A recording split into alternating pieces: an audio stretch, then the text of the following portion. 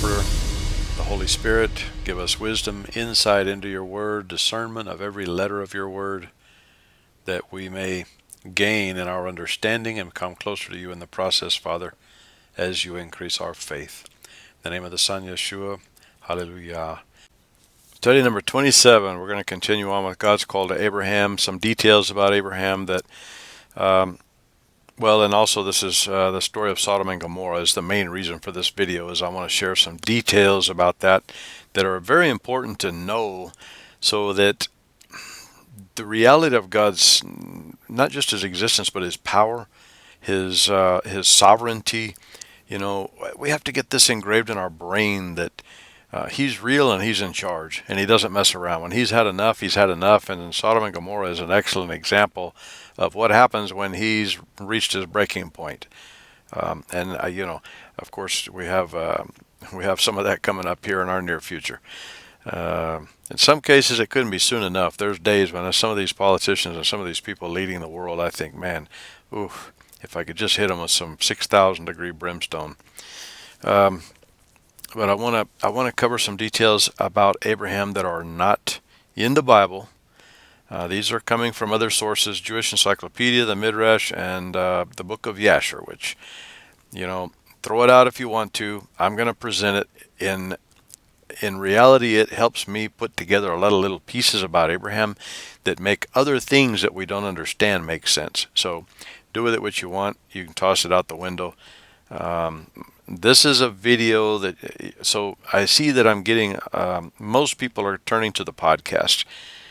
There's a lot of maps and images here that you're going to want to see. You're going to have to come back to this video. If you're on the podcast, you're going to have to find time to come back to it, because you need to see these images, particularly when we get into Sodom and Gomorrah. There's a few maps and things that would be beneficial. I've got some images of some ancient temples in the area of Haran, where Abraham went when he left the land of Ur, land of the Chaldees.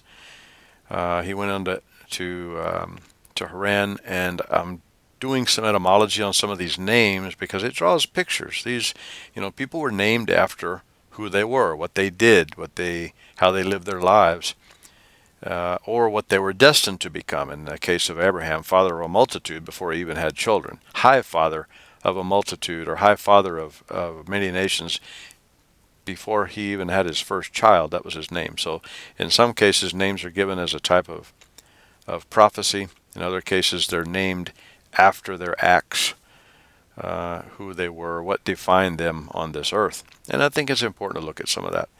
This Chuck Missler will not be joining us today. I hope you're not disappointed. It's just going to be me. Let's get on with it. I want to start with a little more background, some history that helps pull some pieces together in this story of Abraham. I find it absolutely fascinating, really fascinating, and it's actually, you'll find some correlations to later history in the Bible, such as the supposed Magi traveling from the Middle East. A trip which takes 90 days by camel from the farthest point east of the Middle East to Bethlehem is a 90-day trip by camel, but yet when they arrive, the child is 2 years old. Remember, Herod was looking for a child 2 years or under, and that's the reason they killed the firstborn children 2 years or under, was he was looking for that Messiah, that king that was to be. And he learned about that from these people that traveled from the far east, the land of Sephar, not the Middle East. Anyway, I don't want to get into all that. Hopefully you watched one of those, some of the videos that I did on that way back. Oh, I don't remember how far back. It's been a while. We're on number 27 here, and it was probably in that first group of videos at some point. Anyhow, let's get on with this one. I hope you find this beneficial. And I'm glad you're with me. Please, if you're on the podcast, try to get around to watching the video. There's a lot of images here you're not going to want to miss. There's some important information that I share on this that'll be great on the podcast, but these images you don't want to miss. Let's get started. Let's start this off with mapping out Abraham's journey. I think it helps to get visuals. If we actually see a map of the land, We don't know what Abraham looked like, but we can certainly look at a map of where he traveled and get more and more images in our mind that make these things more real to us. God commands him back in chapter 12. He's asked to leave the land of Ur of Chaldees and go to the land of Canaan. But this is the route that he takes. He goes Ur to Babylon to Nineveh. These are all Nimrod strongholds. And by the way, there's one I don't have on this map. For people that think that Nimrod is not an important figure in history, there's still a mountain in Turkey that has his name on it, Mount Nimrud. And if you remember one of my previous video studies, Namrud is a star worshiper. This was not a Hebrew name. They try to convert it to Hebrew, saying that he was a rebel, but it's not a Hebrew name. It was an Akkadian Sumerian name. Anyway, I'm going to show you a picture of that here in a second because it's kind of important. So he goes from Ur of the Chaldees, Babylon, Nineveh, Haran. And remember, and then let me finish. Then he goes on down to Sikkim, and then to Egypt. Remember the story there. Pharaoh takes Sarai into his harem and finds out that it's Abraham's sister. And obviously Abraham, they know the God of Abraham and they fear the God of Abraham because he's like, hey, you should have told me that she was your sister, or she was your wife, rather. Should have told me she was your wife.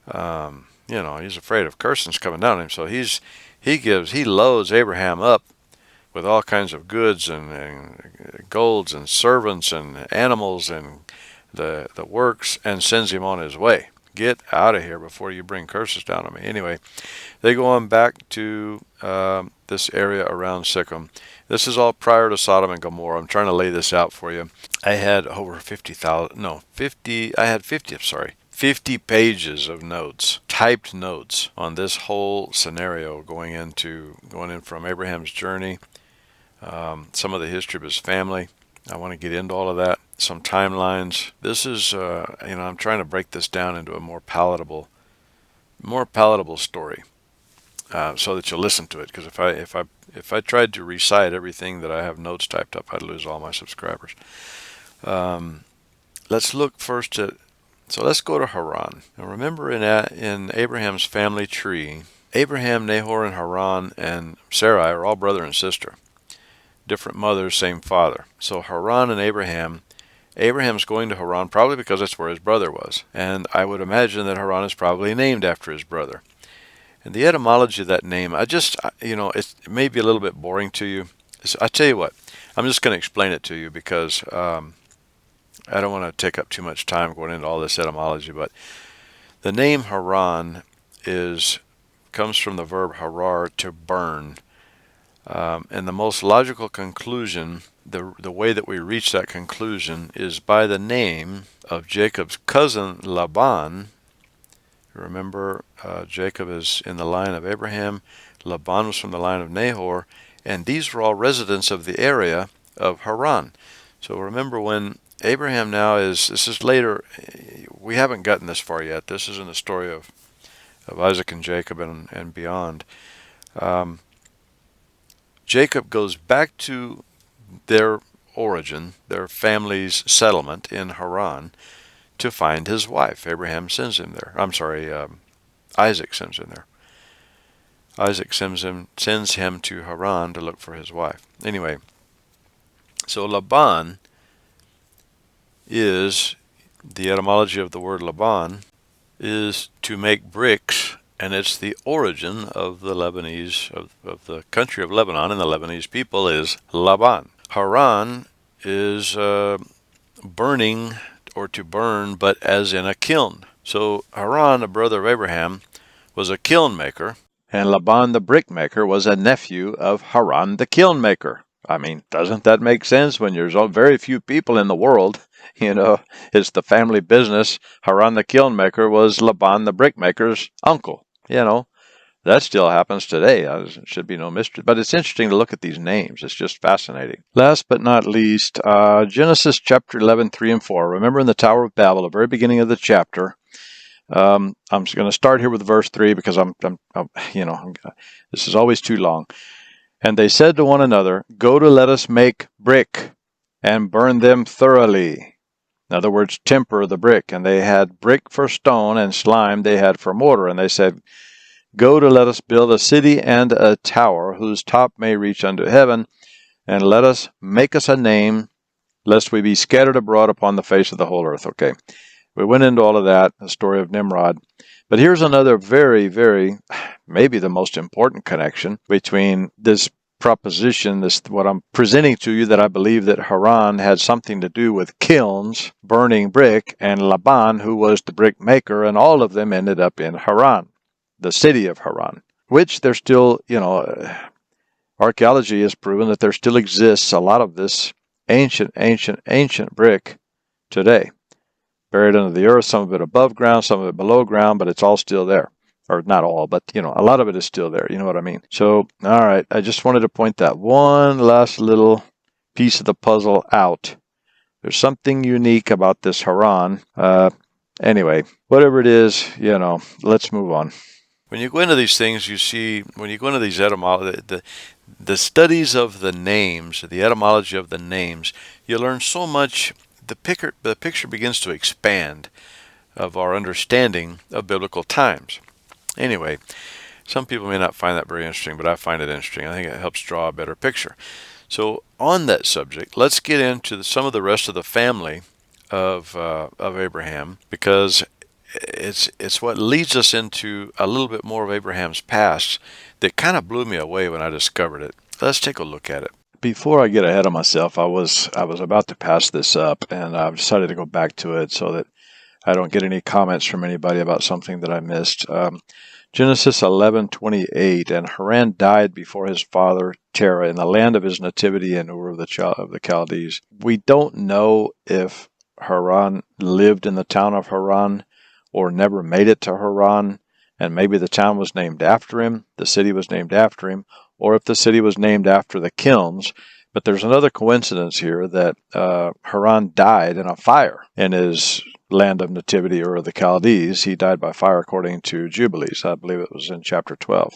I didn't read it, but I think it was in that chapter. I didn't read it to you, but I'm pretty sure it was there. So, I'm making this connection between kiln and brick maker that could be a stretch, but anyway, Genesis 11:28 says he died in Ur. He didn't die in Haran. So was he in Haran? I don't know. Was the town of Haran named after him? I don't know 100% for sure. I just think it's an incredible coincidence that this name that could also be used for burning as in a kiln is the uncle of the guy that makes bricks, who, is apparently the patriarch of the Lebanese people. So here we go. I'm really ready to move on. So let me continue with this. I didn't mean to lose that much time on this, but I needed to point it out before somebody sent me an email and says, "Hey, Haran died in Ur, not in Haran." So there you go. I tell you what, let's take a look at Haran and some of these places that still exist by the same names today. It's amazing that after these thousands of years, nothing's changed really. Very little has changed. This Haran is still a very agricultural region, which is probably one of the reasons that Abraham and his family, besides the fact that his brother was already there, it was a safe place for them to pack up, move, and start over, because it was it's a very poor agricultural community today. But I assume that it was probably a very affluential agricultural community in its day. In fact, we're going to learn a little bit more about that time period. There was a huge famine in the land before the time of Abraham that lasted all the way up into Abraham's teenage years. This is a fascinating story. In fact, I'm afraid that this story of Abraham, I really think we should focus on this. I may have to postpone the Sodom and Gomorrah to a subsequent video, which I won't delay as long this time in getting it done. I know everybody's anxious to get on with the Sodom and Gomorrah story, but this is also, I really don't want to pass this up. I want to give it the attention that's due this story. Let's look at this. This is Haran. Here's some other images of Haran.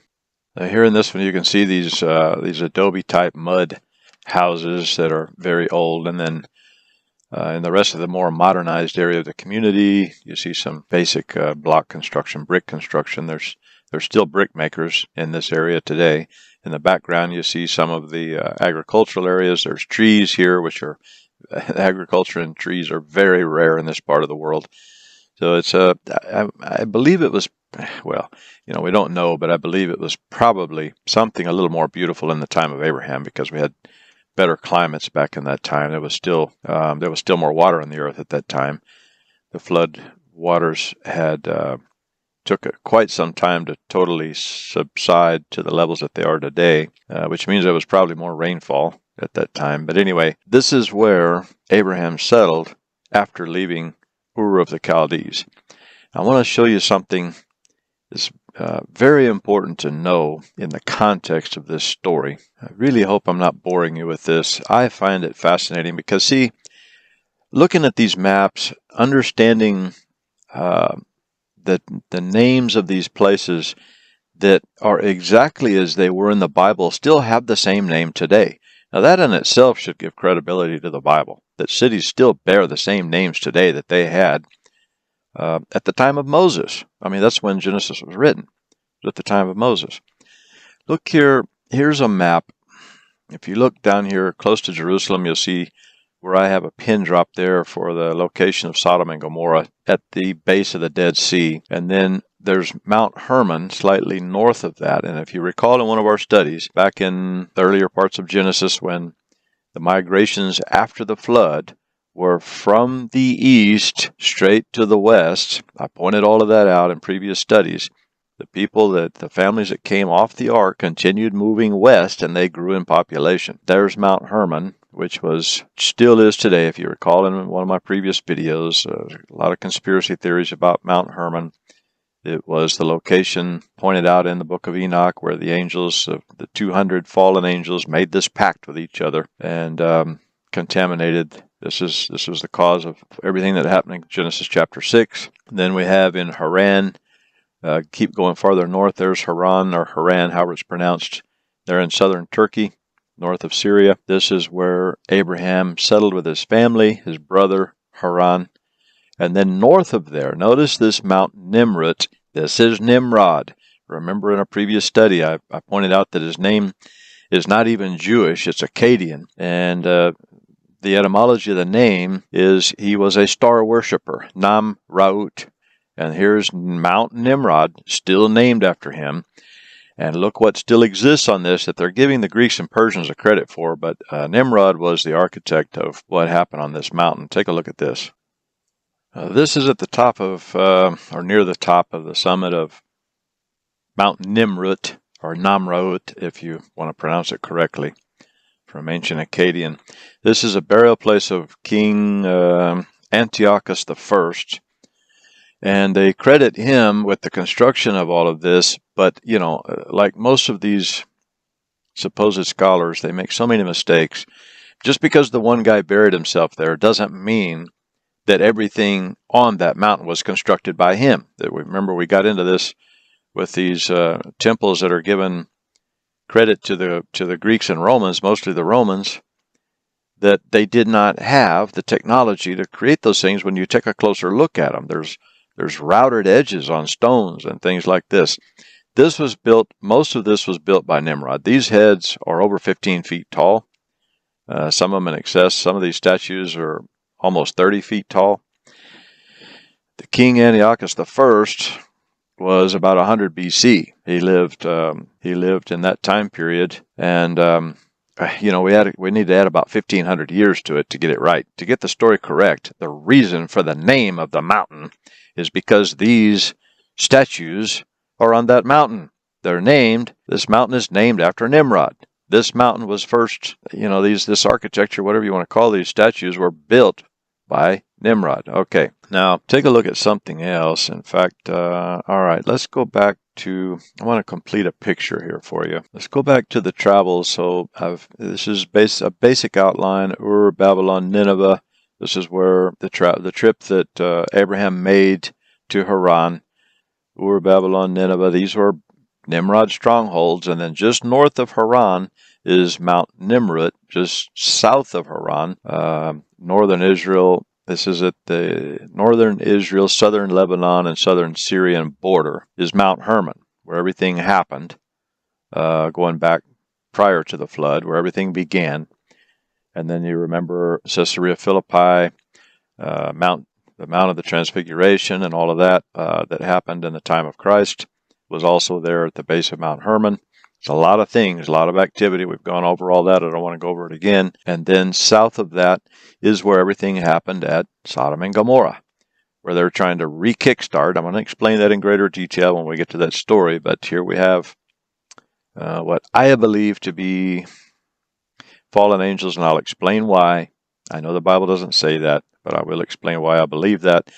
There's a very deep connection to what happened there and where I believe the fallen angels are that's tried to start over the Genesis 6 experiment, or not experiment, but conspiracy that began before the flood. Anyway, these are all strongholds of Nimrod. Ur, Babylon, Nineveh, there's Mount Nimrod, Mount Hermon. These are all strongholds of Nimrod. And then the battle that took place between the kings of Sodom and Gomorrah that Chuck Missler already went over. We went over all of that in those earlier previous chapters of Genesis. So I just wanted to get this picture, because these are how, knowing these things are how our faith grows. When all of this becomes real to us and we imagine these places and we imagine Abraham making this trip, and I'm about to explain more about Abraham's youth here in a minute that's missing from the Bible, but it completes the picture. When we absorb this into our mind, everything becomes more real to us. We begin to relate directly with these ancient patriarchs like Abraham. And as we do that, I believe our faith grows. It's the reason it's important. The reason I spend so much time going over this is that in these studies, when these individuals and these places become more real to us, we know that they existed. We know Nimrod existed. And we know the spirit of Nimrod continues today. In fact, this new book by Jonathan Cahn, Return of the Gods, I mean, it's just right there. It explains everything, exactly what's happening today that has not changed over history. This is not a new chapter in history. This is the same story over and over and over and over and over. I want to get into this more with Abraham, but I wanted to draw these pictures for you. Now take a look at this also before I move on from this portion of the study. This tower, this is remaining from I don't know how far back, but if you recall, I pointed out in a previous study, the Sabians were Nimrod's cousins at the time, in this time period, which is how I place the time period of Job in the time period of Nimrod. Because remember in the early part of, I went over this in a previous study, in the early parts of the book of Job, we have the Sabians are the ones that are attacking and carrying out these atrocities against Job upon this agreement that Satan had with God when God took down the hedge that was around Job. The hedge is the angels. The hedge is the protective angels that were around Job, and Satan had no access to him until God removed those angels as a test on Job, that whole story. But the Sabians were who were pulling off the attack, and this is all in that same area. This is a moon god worship temple. This is a remains of it. Here's another image of it. And the reason that this image is important to see, and the reason I placed it here, was so that you can see the orientation of this arch facing this tower. Whatever the remains, I don't know what all was there. You can see everything in, everything laying on the ground around it where this temple originally was. This was a moon god worship temple facing directly at the point of the rising sun and the rising moon. And what's important about this, the reason I bring it up, it's going to lead us into the next portion of this study, is this was what Abraham's father was named after. His very name, Terah, comes from, its deeper etymology takes you to worship of the moon god. This is all in the time of Nimrod. It's all in this time of the Tower of Babel. It's in the time of this rebellion. The Book of Jubilees gives us a lot of insight into this. And I'll tell you, in my personal opinion, there are two books that should never have been removed from the Bible that would clarify a lot of things for us. If they were in the Bible, we could make a lot more of these connections and not be so ignorant about things. The Book of Jubilees and the Book of Enoch. In fact, the name Mount Hermon comes from the Book of Enoch. There are so many things that would be less of a mystery if the Bible had been left intact as it was in the time of Yeshua and the disciples. There are other, I'm going to pull some excerpts from the book of Yasher in this study. The book of Yasher's got some holes in it. So I'm kind of careful about if I can cross-reference something from the book of Yasher that makes sense in other books of either the Bible or, not really anything out of Enoch, but out of the book of Jubilees, if it corresponds closely enough with the book of Jubilees, then I believe it's applicable, or the Bible, then it applies. Because there are a few things in the book of Yasher that concern me, so I'm careful about using it.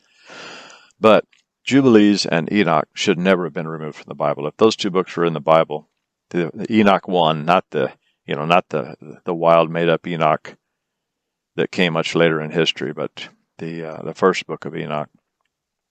Obviously, the ones that Jude quotes from, the book of Jude, and also other places in the Bible we have references to Enoch, that should never have been removed. But anyhow, I want you to see this. All right, let's move into a little bit more, and I can see now that we're not going to get into Sodom and Gomorrah today. I want to finish this up on Abraham, and I'll make a separate study of Sodom and Gomorrah. And I apologize. I hope you don't walk away from this because of that. Let's get on with the rest of this study. It's very, very, very interesting. Okay, now that we've laid out all the geography of the time of Abraham and clarified a lot of that, which I believe is very important, and what I consider how we increase our faith is by knowing, by visualizing and grasping the reality of the people in the time period and the geography and everything that actually happened. We have enough evidence of, even the names that still exist today that were the same names in that time period, and even going, way, way, way back beyond that time period. When I began to trip on these ancient Hebrew legends of Shem and Esau being the ones that killed Nimrod, remember I kind of touched on that story in our previous study. And then Abraham being raised by Noah and Shem. I said, "What? This can't be possible. The Bible doesn't say anything about this. This is too wild. How in the world did Noah live that long? Shem couldn't, And then when you do the timeline, which is what I put together here, I did this quite a few years ago, and it was a lot of work because almost no one can agree on this. So you actually have to go in and do it yourself. What I did here was I backed up. I think I used someone else's and then manipulated a little bit because it wasn't accurate. This has been, I think I did this about 4.5 years ago. If you start with Adam at 0, and remember, I don't agree that the 0 year of Adam is also the 0 year of creation. I believe there's at least 100, maybe a 200 year or more gap in there, probably quite a bit more than 200 years. But anyway, and then you go forward to the time of Solomon's temple. We know the time of the construction of the first temple. That's very well documented in history. We can pinpoint that. And then you put all of these together to get these timelines accurate. And by the way, when I did this, I found that the book of Jubilees is very accurate about the time of Terah, Abraham's father, and Abraham and Nahor. Very accurate about those times that are corroborated by the Bible. So this is another reason I think that Jubilees is a good resource. But look at this. So there are Hebrew legends, I'm going to point some out to you here in a second, that Abraham was actually raised by Noah and Shem. And I couldn't believe it. Until I finished this timeline, I see that Noah outlived, or actually didn't outlive, but he lived 60 years into the time of Abraham. And Shem actually outlived Abraham by about 75 years. I just couldn't believe this. When I saw this, looked at it with my own eyes, I just could not believe that it was possible. But according to the Bible, it is possible that all of these ancient legends possibly have a high degree of validity that we should at least consider. I don't think we should rule anything out. There's an old saying, we shouldn't rule anything out that pertains to us, and this definitely pertains to us. So anyway, let's get on into, I wanted to start with this, lay this out so that you see that it actually does make, I shouldn't say that it necessarily makes sense, but it is definitely possible that Abraham was raised by Noah and Shem for some reason. We have to understand the reasoning. These things actually did possibly happen. So look, all I can do is present you with what I've learned. What I believe is that there's a lot of this that's probably very true. I would say, a high percentage of it, at least maybe 60%. The other 40% is, requires a little more scruples. I don't think we can take all of it. I don't think we can accept all of it. I think that, but what I do believe is that this helps clear up. It's actually a very interesting story. Whether it's all 100% true or not, it's a fascinating story because the life of Abraham begins very much like the life of Christ. There's Nimrod. This is actually, it's almost the exact same story. You have Nimrod, and the Magi, his stargazers, they're called in Yasher, chapter 8, I believe it is, of Yasher, the book of Yasher. The stargazers come to Nimrod, and they warn him of a sign in the heavens that there is a king arriving that is going to dethrone him. Sounds familiar, doesn't it? This is the story of Herod and the arrival of the kings from the east, which we know now were not from the Middle East. They were from much farther east, the land of Sephar, or the Philippines. They traveled for 2 years on that journey following that star. It's a very similar story, and Nimrod sends out on a hunt for this child, who happens to be the son of his top general, which is Abraham's father, Terah. I'm just going to give you the highlights of this story because I don't know how much of it's true, so I don't want to dwell on it for too long. I want to get to the part in Jubilees, which is really the point of taking you through all of this. Jubilees, I believe to be true. I believe Jubilees to be a very reliable resource that supplements Bible study to an extreme degree. The Book of Enoch and Book of Jubilee, as I've already mentioned. So we go through this story. Nimrod wants to destroy this child. Terah hides the child from Nimrod, convinces a servant to give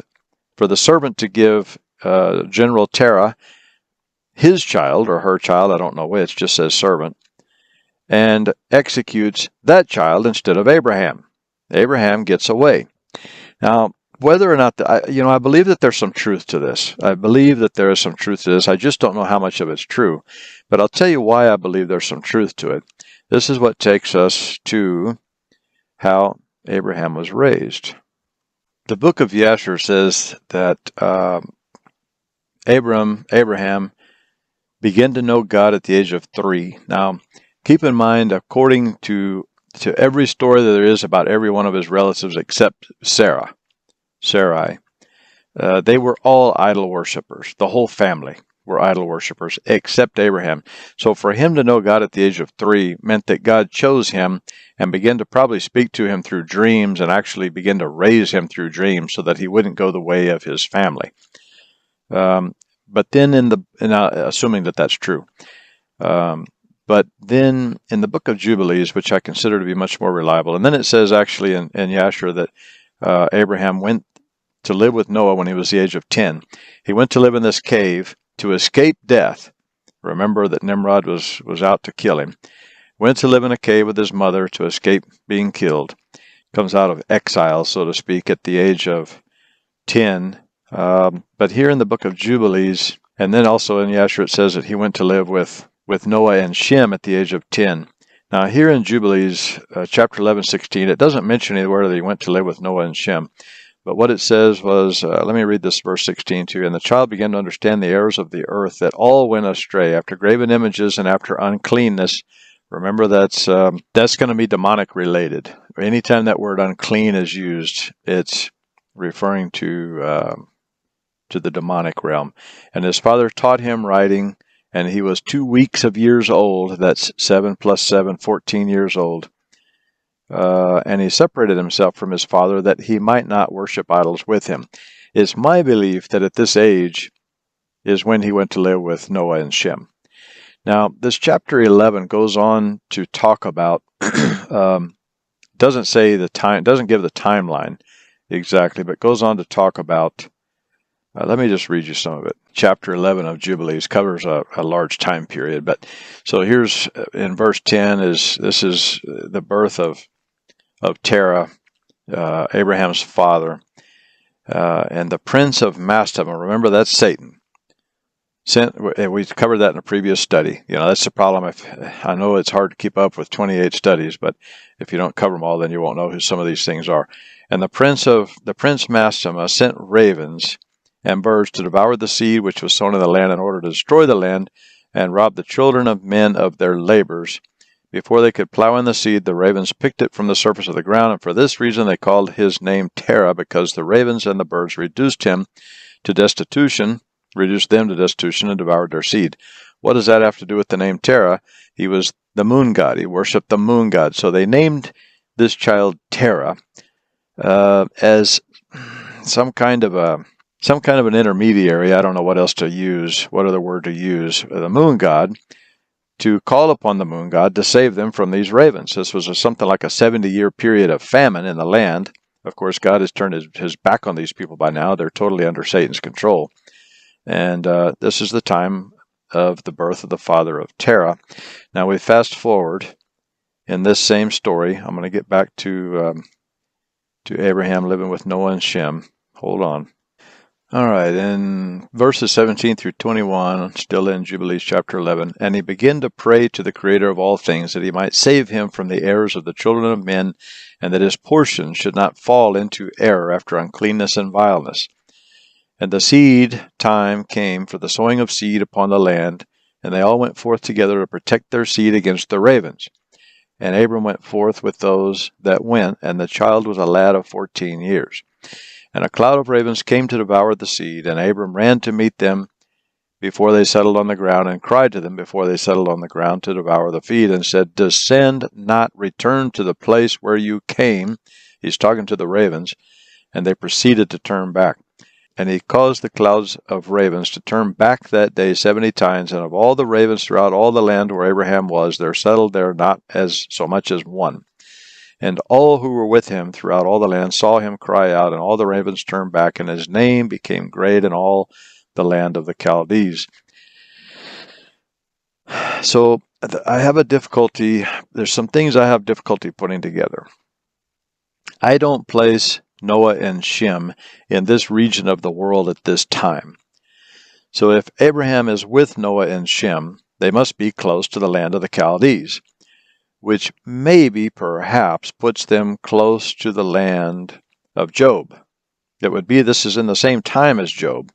It's possible that Job is also with Noah and Shem, because obviously, if Job was in this time, Job and Abraham lived at the same time. If you recall in a previous study, I said that perhaps the test on Job was to see if he qualified for the position that was given to Abraham, to become the patriarch of Israel. And for whatever reason, he was tried much more harshly, and it didn't fail, but probably not up to the Most High God's standards of measurement for becoming the patriarch of Israel. I don't know. Anyway, this is something I have a hard time with, is because my placement of Noah is much farther east at this time, closer to the origin where the ark landed. Remember, I say it landed on Mount Everest, which is exactly due east of all of this area. So that's one thing I have difficulty with. If he was learning all of this from Noah, I mean, he must have learned it from someone.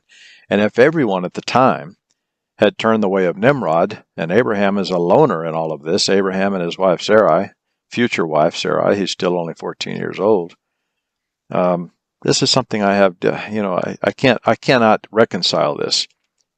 It's one thing that doesn't quite make sense. There's a lot of legends that point to the fact, and they mostly spawn from the book of Yasher, but I think there are others. I cannot reconcile this. It does not make sense to me. But I still believe that it's possible. He had to have learned all this from somewhere. Was he getting it from angels? Where was he getting it from? How did he know so much about the Most High God if everyone else had turned away from him by this time, after the flood? We're going 350 years roughly after the flood. Doesn't quite make sense. Where was he getting all this information from? It's very likely that it was Noah and Shem. I just cannot reconcile. I can't place Noah and Shem this far west, but they very well could be. I don't know. Anyhow, But the more important point here, whether or not he was raised, this is something very important to point out, whether or not he was raised by Noah and Shem. However he was raised, Nimrod wanted him dead. Nimrod knew that he was a threat. And here, he had power. Now remember, the ravens are an unclean bird, and remember in one of my previous blog articles I said that unclean animals have something to do with demons. Here's an example. This is a demonic. These ravens were commanded by Mastema, who is Satan. These ravens are commanded by him, which means they're influenced demonically, perhaps even possessed demonically. It is very likely that, see, in this time period on Earth, the population, I don't know, but somewhere between, I doubt it exceeded 100 million. I doubt seriously that there's that many people on Earth yet. Probably more like in the millions, in the 6 and 7 figure range. But so there's much more. There's many, many, many more demons than there are humans on the earth at this time. So Abraham's commanding the ravens. The ravens are commanded by the Prince Mastema, Satan. Abraham has power and authority over these ravens, which means this is a very powerful anointing from God that Abraham has, that he's already exercising an authority that binds Mastema or Satan at this time. I think this is something very interesting in the life of Abraham. And then as he grows older, what I want to point out is when he goes back, let's read this, where he goes back to his father. After reading this chapter 12, I decided just to move on from this. Abraham begs and pleads with his father to stop worshiping idols. Abraham's father reprimands him and says, "Don't speak, against these idols." And before Abraham leaves his father's house, he sets fire to. It looks like they had some kind of a temple or something that he set fire to and burned everything. It was all wood carvings, apparently. I want to move on from this because it's non-biblical, and I want to cover a couple of points that are biblical regarding Abraham's father more than Abraham. Let's take a look at this. I apologize. I really want to get done with this. In fact, I think this will be a short study. I want to finish this up with Abraham and then go ahead and start on the next study of Sodom and Gomorrah so that we can kind of get this one behind us and not lump them in together, because this one's longer than I anticipated it to be. A lot of it's probably superfluous, but these are things that have helped me understand. These are things that have helped me increase my faith, put it that way. Here in Joshua 24, chapter 24, verse 2, "And Joshua said unto all the people, Thus saith the Lord God of Israel, Your fathers dwelt on the other side of the flood in old time, even Terah, the father of Abraham, and the father of Nahor, and they served other gods." Now, nowhere else that I can find in the Bible are there any references to Abraham's father. This is the only verse that indicates that Terah was an idol worshiper. Yet, in the book of Jubilees, of course, it's loaded with the story, but also, obviously, Joshua knew this, but there's no history of it other than that one verse. How did Joshua know? He must have known from Moses and whatever was given to Moses. So, obviously, it's possible that it carried down in other traditions. It is possible.